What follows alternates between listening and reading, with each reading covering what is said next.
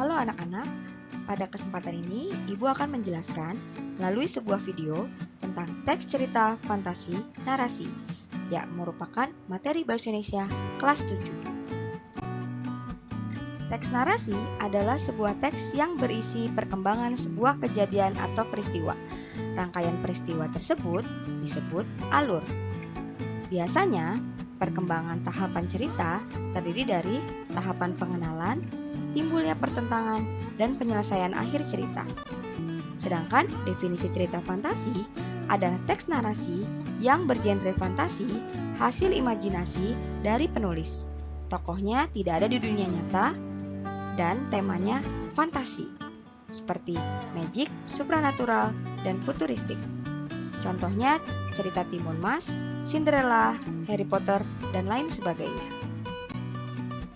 Secara garis besar, unsur-unsur teks narasi yaitu tema, alur, tokoh dan penokohan, latar, sudut pandang, dan amanat.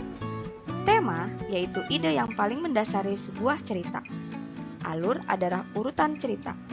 Tokoh dan penokohan yaitu karakter dari pemeran yang ada di dalam sebuah cerita.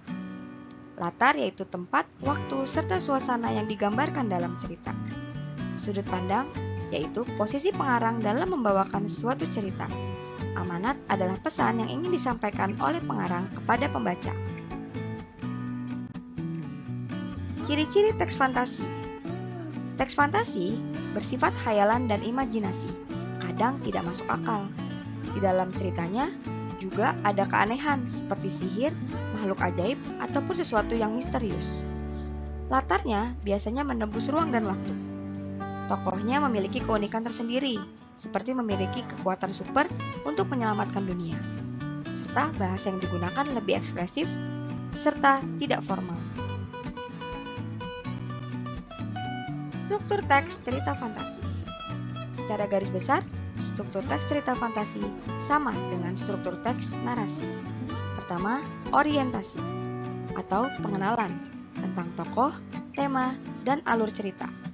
Komplikasi, bagian yang merupakan puncak permasalahan yang dibahas dalam sebuah cerita. Resolusi, yaitu penyelesaian masalah atau konflik yang terjadi dalam cerita. Kaidah kebahasaan teks cerita fantasi. Pertama, menggunakan kata ganti atau nama orang sebagai sudut pandang pencerita. Aku untuk sudut pandang orang pertama, mereka, dia, dan nama orang untuk sudut pandang orang ketiga. Kedua, penggunaan kata yang mencerap panca indera untuk mendeskripsikan latar tempat, waktu, atau suasana. Contoh, untuk latar tempat, di hutan. Untuk latar waktu, tengah malam. Lalu untuk suasana, bisa suasana sunyi, senyap, atau suasana yang menyeramkan. Ketiga, menggunakan pilihan kata dengan makna kias atau makna khusus, seperti monster berkaki 4. Kata sambung atau penanda urutan waktu juga digunakan sebagai penanda urutan cerita, seperti kata sebelum, setelah itu, ketika, kemudian, dan seterusnya.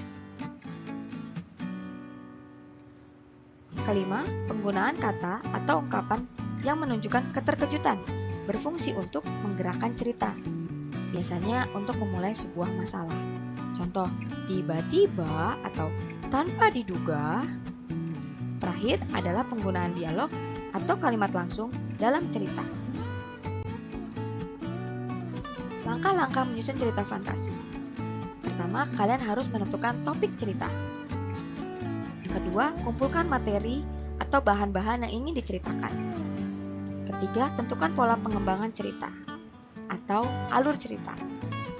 Keempat, susun alur cerita tersebut menjadi gagasan utama dan gagasan penjelas.